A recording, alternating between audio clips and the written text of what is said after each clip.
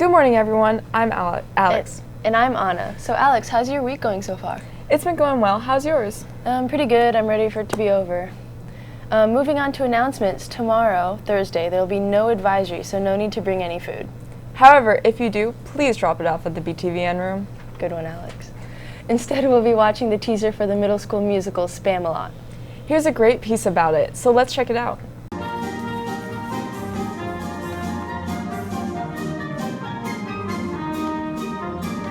Spam-A-Lot is a musical version of Monty Python's movie The Holy Grail.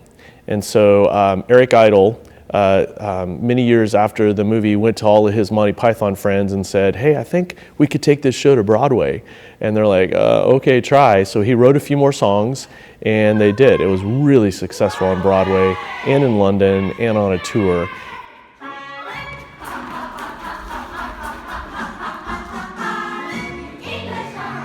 Last year, when we were trying to decide what shows we were going to do for the entire theater season, I made a list of shows that I thought would be appropriate, entertaining, and also I thought that we could come up with the cast for them. And then I submitted them. When we were reading the plays, Miss Bradley loved Spam-A-Lot, and she thought it was funny, and she thought it was a good version that would be really entertaining and appropriate for our middle school audience. And so she said, "I think that's the play you have to do." So I was really excited. And so when we announced it and we got a big cheer from the kids, I knew we'd have the support, and so we went forward. It takes place in England, 1932 AD, and it's about King Arthur and his quest for the Holy Grail. There's King Arthur, there's Galahad, who was Dennis, there's Robin, Lancelot, and the Lady of the Lake, and Patsy, King Arthur's loyal servant.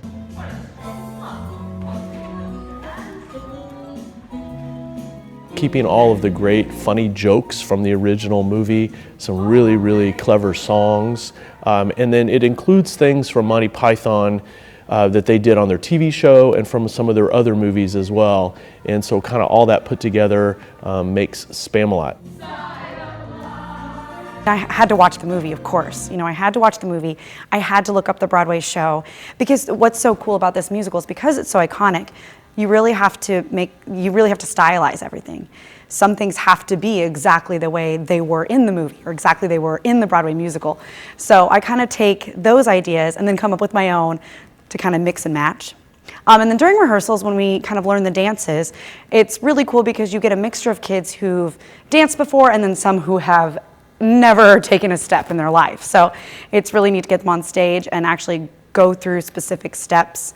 You have to give them counts, and they're really good about keeping the beat and things like that, and the counts really help them with that during music. We have some excellent high school kids helping us to backstage and making the costumes, getting things from kind of other plays that they've done here at Barstow. Miss Kincaid, who is our choral director, has brought in some stuff, and of course Mr. Kohler has provided a lot that he has at home or that he's kind of just found. Please come see Spam-A-Lot. The kids have worked super hard. It's a hilarious show. It's amazing. It's full of energy and life. It will run Thursday night, Friday night, and we have a matinee on Saturday night. So please come join us, support us, laugh, enjoy. It's going to be great.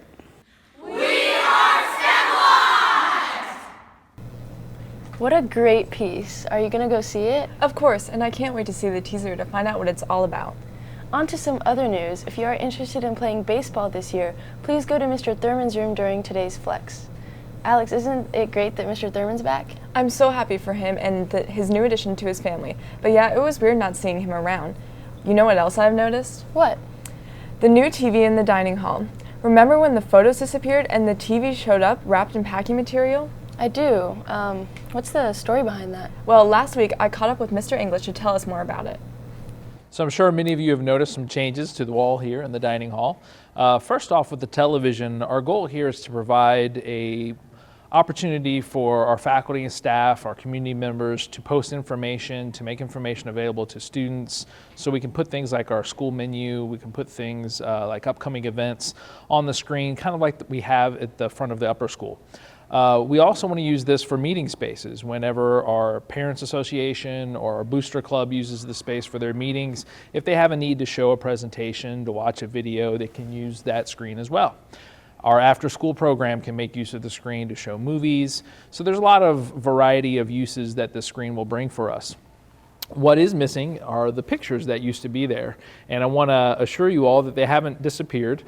We are looking at how we can place them back on the wall. So the goal is to look at those, make sure they're looking as good as they can look, and find a great way to implement them back on the wall for everyone.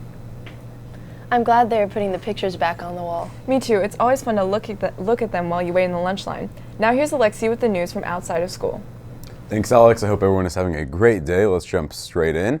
First, Oman has accepted 10 detainees from Guantanamo Bay, bringing the total down to 55. The president-elect has promised to not release any more prisoners after he takes power. Second, the state of Missouri has enforced a new law elevating bullying from a misdemeanor to a felony and requiring all schools to report any and all cases of bullying to the state for investigation. Arguments against the ruling claim there are limited resources for these kinds of crimes and should be left for the school and parents to decide. But the state believes that cases that cause emotional distress or physical harm should always be reported. That's all I have. Back to you two at the desk. Thanks, Alexi. So Anna, how are your classes going? They're going pretty well. How are yours? They're going all right. Are you doing anything this weekend? You know, I'm not sure yet. I'll probably get something to eat with some friends. Yeah, I really want to go to Blue Koi. Speaking of Blue Koi, we had a Chinese field trip there. We learned about homemade dumplings and noodles, sampled the famous Taiwanese pearl milk tea, also known as bubble tea. We also evaluated the quality of various exotic tea leaves from East Asia and spoke Chinese with the charismatic owner. The trip coincided with the food unit Chinese 3 students are currently studying. I can't wait to go on the field trip next year.